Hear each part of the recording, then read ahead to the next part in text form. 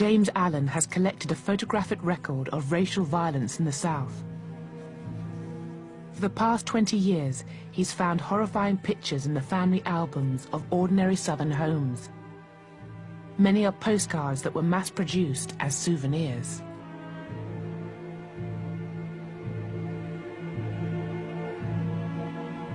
Some of these images were printed in the tens of thousands and sold for a dime or $1 a piece. Some of the postcards tell you where to write and the discounts you'll get if you buy 1, 10, or 100. They were sold in drugstores and pharmacies. They were sold on the street. I purchased a photograph from a woman. The photographer sold them door to door. Her mother bought the image for $2.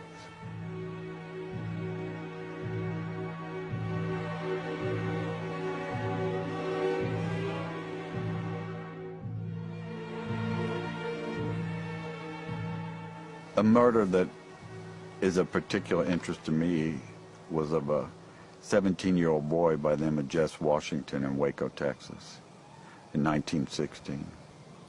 He was seriously mentally challenged. The wife of the farmer that he worked for was found dead. He was arrested. He was brought to trial. The trial took from 10 until 12. And when the jury came back at noon and found him guilty, someone in the courtroom, and it would have been anyone in the courtroom, screamed out, "Get that nigger." Then one of the worst and cruelest treatments of a human being began. Jess was kicked down out of the courthouse, down the back steps where a crowd of several hundred was waiting for him. They put a chain on his neck.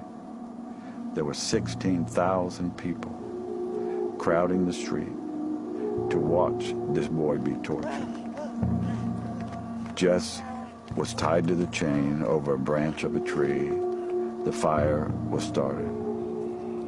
They raised Jess from the fire up into the air so that the crowd could see him. There were cheers, like at a football game, cheering the torturers on. When Jess tried to climb up the chain, hand by hand, they cut his fingers off one by one so that all he could do was slap at the chain. They lowered him back down in the fire. A man came up and castrated him.